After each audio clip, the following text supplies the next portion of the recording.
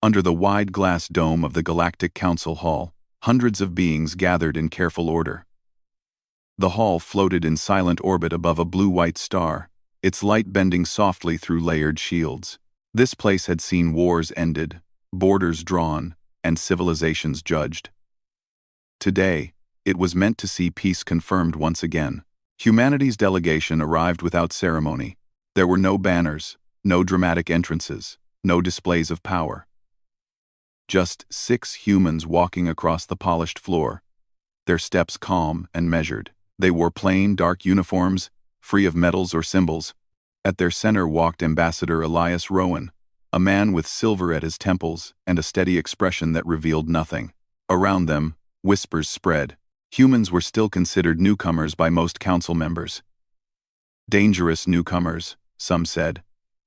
Others called them reckless, emotional, and stubborn. But no one could deny one thing: where humans went, problems tended to disappear. Trade lanes became safer. Border worlds survived. Ancient dangers went quiet. That was why the council felt confident today. The chair being of the council, an enormous being of crystal and light, opened the session. Its voice echoed gently through the chamber. Let this peace summit come to order. We gather to finalize the stability accords concerning the human systems. Ambassador Rowan inclined his head slightly. He said nothing. One by one, council representatives spoke. A scaled delegate from the Virex Compact spoke of balance. A tall, feathered representative of the Aurelian Reach spoke of responsibility. Others followed, all using careful words that sounded polite but carried weight. Finally, the true meaning became clear. Human expansion would be limited. Human fleets would be monitored. Human research into advanced energy systems would require council approval. Human colonies near contested regions would be reassigned for shared governance. Each clause was delivered with calm voices and diplomatic smiles. To the council, this was generosity. To humanity, it was a cage. Ambassador Rowan listened without interruption. He did not whisper to his aides. He did not tap his fingers or shift his stance. He simply listened, eyes steady, as centuries-old species explained what humanity was allowed to become. When the final clause was read, the chair being paused. Ambassador Rowan, it said, you may respond. The hall waited. Many expected an argument. Humans were known for passion, for speeches, for dramatic defiance. Instead, Rowan spoke quietly. Thank you for your time and effort, he said. His voice was calm, clear, and respectful. Humanity recognizes the council's desire for stability. Several delegates nodded, already certain of the outcome. Rowan continued. However, after careful consideration, we find these terms unacceptable. A low murmur rippled across the chamber. The chair being's light pulsed faintly. Unacceptable? Ambassador, these measures are designed to protect all species, including yours. Rowan met its gaze. We understand that is how they are presented. The Virex delegate leaned forward. Humanity benefits greatly from council protection. Your trade lanes, your borders, are protected, Rowan said gently, because we protect them. The room grew quieter. We patrol regions others avoid, Rowan continued. We answer distress calls that never reach official records. We stabilize systems long before they become crises. The Aurelian representative folded its wings.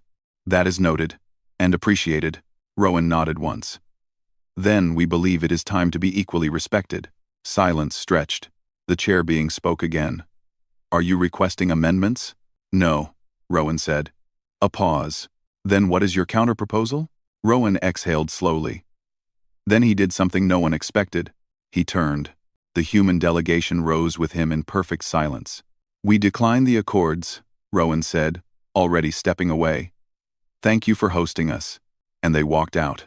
For several long seconds, no one moved. The doors sealed behind the humans with a soft, final sound. Confusion swept the chamber. They cannot simply leave, one delegate hissed. They will return, another said. They always negotiate. But hours passed. Then days. Human channels went quiet, not blocked, not hostile. Just silent. Trade coordinators noticed the first changes. Human-managed supply hubs sent polite notices of transfer. Maintenance teams finished upgrades early, left detailed reports, and departed without replacement. Joint patrol schedules were returned, neatly archived. No threats, no ultimatums, just withdrawal. Council analysts gathered data and frowned. Human fleets were not massing. They were not maneuvering aggressively. They were traveling inward, toward human-controlled space, forming neat defensive patterns. They're consolidating, one analyst said, but not preparing for war. Then what are they doing? Asked another. Across the galaxy, small worlds felt the change first. A mining colony on the edge of Council space sent a request for escort after pirates were spotted nearby. The request was automatically routed, then returned. Response: please contact your regional council authority. A research station monitoring an unstable star filed an emergency report. The human science team acknowledged, shared all data, and departed within 12 hours. Humans always stayed before, the station director whispered. Council leaders convened an emergency session. They are bluffing, the Virex delegate insisted. They want concessions, but days turned into weeks. Trade slowed. Pirate activity rose in corridors once quietly guarded by human ships. Long-range sensors detected increased movement in regions marked low risk for centuries. Regions humans had monitored without ever explaining why. Council historians dug into archives. Old reports, forgotten footnotes, patterns emerged, crisis after crisis that never happened, threats that vanished before alarms were raised, all traced back to human intervention. They weren't reacting, an analyst said quietly. They were preventing. The realization settled heavily. Humanity had not been seeking control. They had been carrying weight no one else wanted, and now they had set it down. Back on Earth, Ambassador Rowan stood before the United Assembly. No cheering greeted him. No anger filled the chamber. Only understanding. We did not walk away from peace, Rowan said. We walked away from permission. The Assembly listened. We will not threaten the galaxy. We will not abandon our values. But we will no longer accept limits placed on us by fear. Human systems sealed their borders not tightly, not aggressively, but firmly. For the first time in centuries, the galaxy had to stand without humanity's quiet presence. And as stars flickered and old dangers stirred, a single truth began to echo across countless worlds. Humanity had never needed the Council. The Council had needed humanity, and now, the galaxy would learn what their absence truly meant. When the humans left the peace talks, the galaxy expected noise.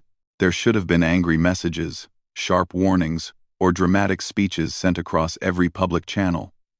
That was how disagreements usually worked at the Galactic Council. Even wars often began with words, but humanity did not speak. They did not block communication. They did not threaten sanctions. They did not accuse the Council of betrayal. They simply became quiet. At first, the silence felt temporary. Council leaders assumed it was a tactic. Humans were known for patience. Yes, but also for strong reactions. Many believed this was only a pause before a louder response. They were wrong. Across Council space, human embassies remained open but inactive. Their staff stayed polite and professional, answering only basic questions. Every request for discussion was acknowledged and declined. Humanity is reviewing its priorities, the standard message said. Trade hubs noticed changes next. Human logistics fleets, once deeply connected to shared markets, began withdrawing step by step. Not suddenly, not carelessly. Everything was done cleanly. Cargo was delivered early. Contracts were completed in full. Extra resources were quietly added where shortages were expected. Then the humans left. Station masters stared at empty docks, reading final reports that were more detailed than anything they had received before. They planned this far ahead, one murmured. On the outer lanes, patrol commanders noticed something unsettling. Human escort ships stopped appearing on shared routes. Not because of failure, because their schedules had ended. A captain from the Helix Union filed a routine inquiry when no human patrol responded to a scheduled check-in. The response came quickly. Joint patrol agreement concluded. All assets returned to human space. Safe travels. The message ended with a polite symbol of goodwill. Pirate activity did not explode overnight, but it crept back slowly, like water finding cracks. Smugglers tested old paths. Raiders scanned borders that had been quiet for decades. They did not attack immediately. They observed, just like the humans once had. At the Galactic Council, emergency meetings grew more frequent. "They are pressuring us economically," said one delegate. "No," replied a data analyst. "Human trade is stabilizing internally. They are not applying pressure. They are removing support." That distinction unsettled many. Support could be taken for granted. Absence could not. On a frontier world named Kesh 9, the local governor watched ships gather in orbit. Not warships, evacuation transports. Mining vessels, preparing to leave. Human engineers had once helped reinforce the planet's shields. They had left behind diagrams, upgrade kits, and training manuals. But the engineers themselves were gone. A warning came from deep space sensors, an old anomaly reactivating near the system's edge. The governor sent an alert, expecting a familiar human response. Instead, a council dispatcher replied, "We are reviewing available assistance." The review took too long. The anomaly grew unstable. Kesh 9 survived, but barely. The planet lost infrastructure, resources, and months of progress. Afterward, the governor asked a simple question in a closed council channel. Where were the humans? No one answered. Council historians began digging deeper. They pulled records from joint task forces, old exploration logs, and classified prevention reports. Files no one had opened in generations. A pattern emerged, clear and uncomfortable. Humans were always present before trouble, not during, before. They mapped unstable regions. They watched ancient ruins. They monitored strange energy readings that other species dismissed as background noise. They never asked for credit. They never announced success. They just handled it. One historian leaned back in disbelief. "We thought they were paranoid," she said. "They were preparing for things we didn't even believe existed." In a distant system, a council science outpost detected unusual fluctuations from a dead star. The readings matched something buried in old human archives. Files marked observed, contained, monitoring ongoing. The humans were no longer there. The outpost sent a request for guidance to the council. The council had no answers. Fear spread quietly, without panic but with weight. It was not loud fear. It was the kind that made leaders wake in the middle of the rest cycle, staring at projections they did not fully understand. On Earth, humanity adjusted calmly. Human citizens followed the news, but did not celebrate or protest. They trusted their leaders.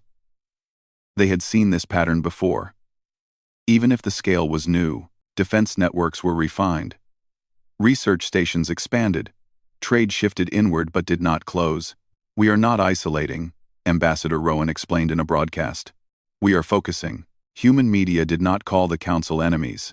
They did not insult other species. They simply spoke about self-respect. "We will cooperate," Rowan said, "when cooperation is mutual." In council space, that message echoed uncomfortably. Several smaller species began to worry openly. The Narel Collective requested a private meeting with the council. "Our worlds are close to unstable zones," their representative said. "Humans always watched those regions. Quietly. They will return," a senior delegate insisted. "When?" the Narel asked. No one could answer. Another delegation approached a human embassy directly. "We wish to discuss a mutual defense arrangement," they said carefully. The human diplomat smiled kindly. "Humanity is not forming new agreements at this time," she replied. "We recommend working through the council." The delegation left, unsettled. For the first time, the council realized a harsh truth. They had authority, but humans had responsibility. And responsibility had just been withdrawn. Weeks passed. Minor systems faltered. Supply chains bent. Security gaps widened. Still, humanity remained silent. No threats. No demands. Just distance. In a private council chamber, the chair being dimmed its light in what passed for worry. "We misjudged them," it said at last. "They were supposed to need us," replied another delegate softly. Outside the chamber, stars burned on, uncaring. And across the galaxy, a quiet understanding began to form. Humanity was not punishing the galaxy. Humanity was showing it what life looked like without them. The storm had not arrived yet, but the sky was darkening, and everyone could feel it. The first real shock came not from a battle, but from a failure. In the Relian corridor, a major trade route that connected 7 systems, traffic slowed to a crawl. Automated beacons began drifting off alignment. Navigation markers flickered, then went dark. For centuries, this corridor had been one of the safest passages in Council space, because humans had built it. Not officially. The corridor appeared in old records as a naturally stable route, but buried deep in maintenance logs, investigators now found the truth.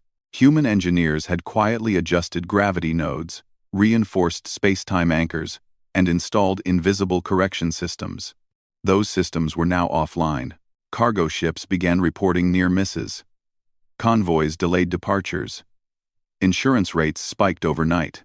The Council rushed emergency crews to the corridor, but their technology struggled to understand what the humans had done so elegantly. They didn't just build safeguards, one engineer admitted. They shaped the environment. Similar reports followed. An agricultural world lost its climate balance when a human-managed orbital array shut down.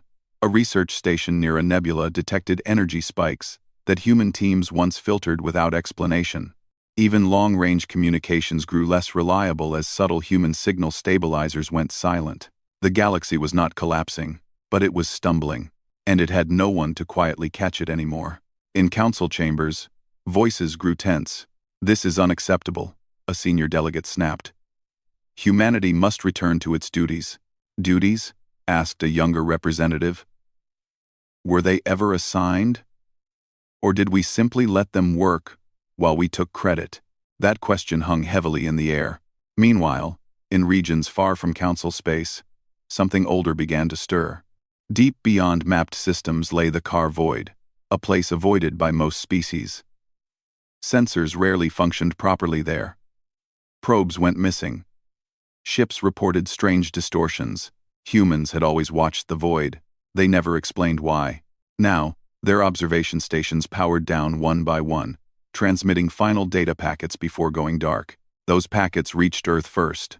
Human analysts reviewed them in silence. "What's your assessment?"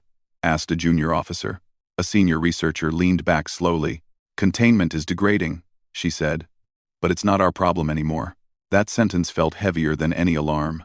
Back in Council space, the first incident occurred near the void's edge. A listening post detected movement where none should exist. Not ships, not energy signatures. Something else. Patterns that did not fit known physics. The post sent an urgent request. To the Council. The Council sent it down the chain, too slowly. By the time a response arrived, the phenomenon had faded, but not before damaging sensors and leaving crews shaken. One officer said something that spread quickly through private channels. "The humans used to stop this before we saw it." Panic still did not erupt, but confidence began to crack.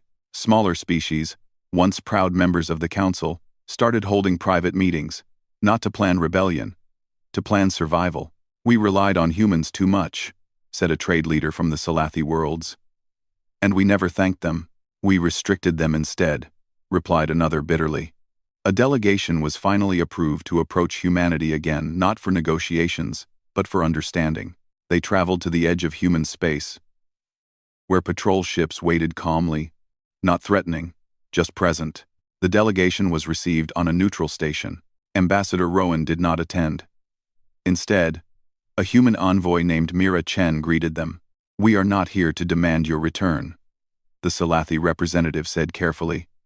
"We want to know what we lost." Chen studied them for a moment.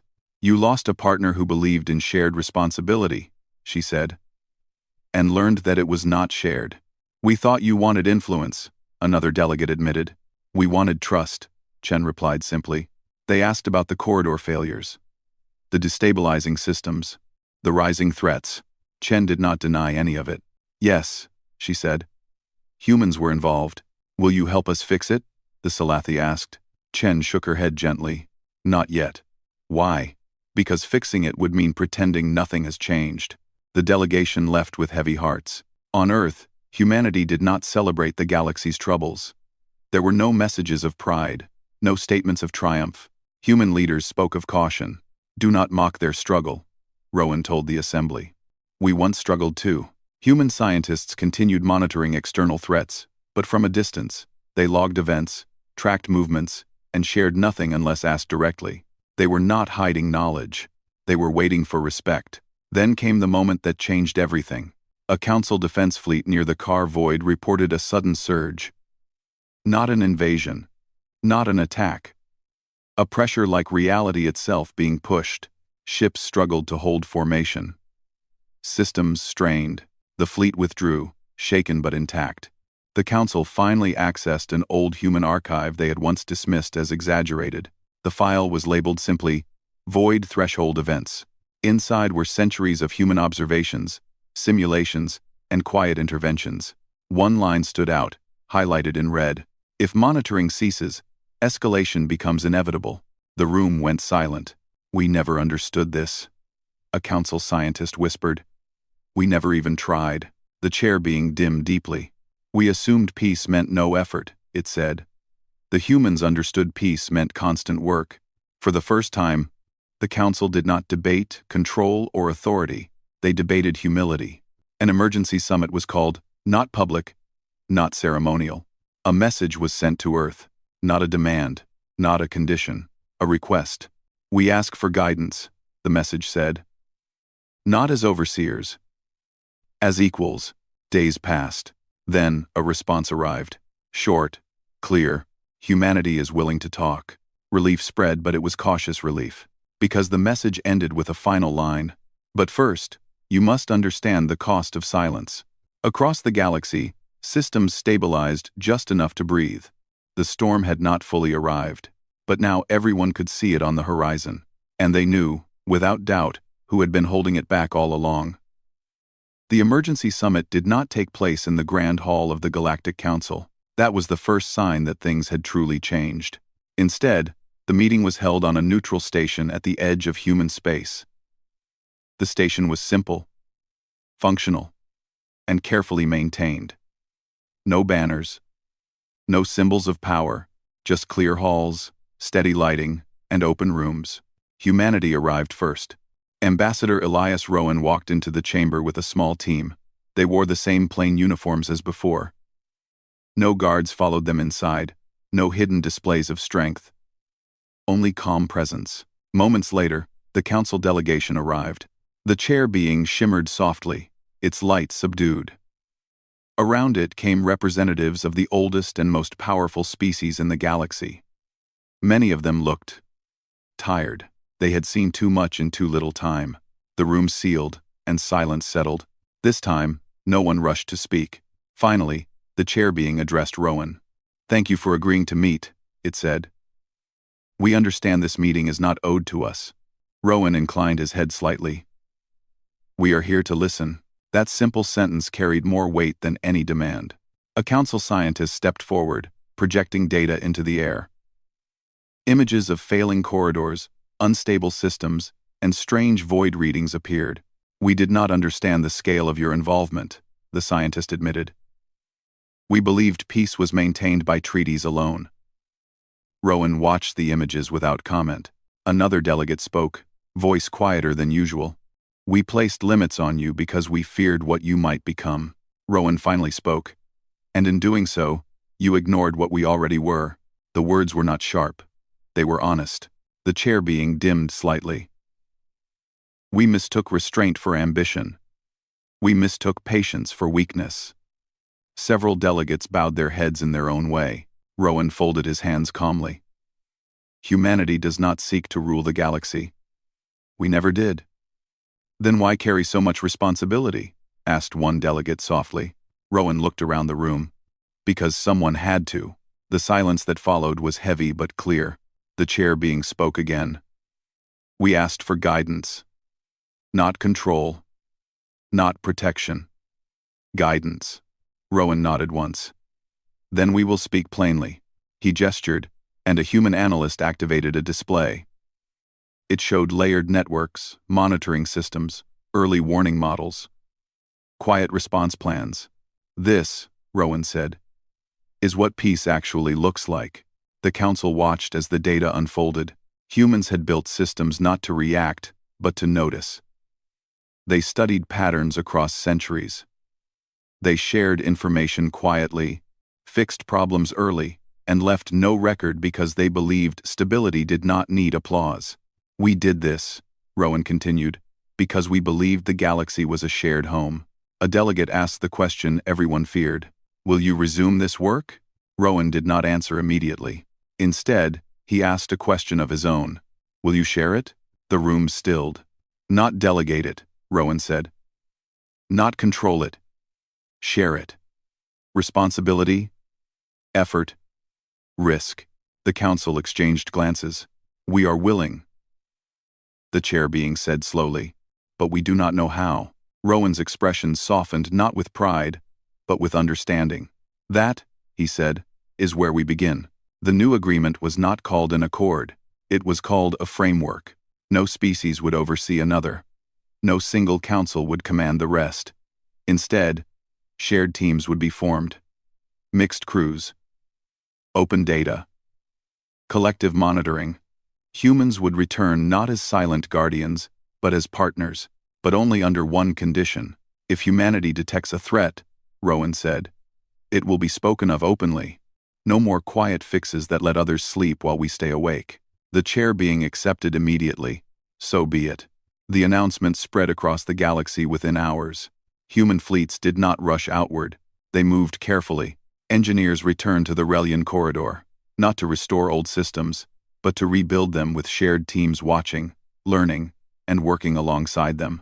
Stabilizers came back online, this time understood. Research stations reopened with joint crews. Old threats were not hidden anymore. They were explained. The car void remained dangerous, but now it was watched by many eyes, not just human ones. The galaxy did not instantly heal, but it began to stand straighter. On Earth, citizens watched the news quietly. There were no celebrations, no claims of victory. A reporter asked Rowan during a brief interview, "Why come back after everything?" Rowan answered simply, "Because peace is not something you walk away from forever. It is something you refuse to carry alone." In council space, attitudes shifted. Humanity was no longer spoken of as unpredictable or reckless. They were spoken of as dependable, steady, essential. On the neutral station, as the summit ended, the chair being paused before Rowan.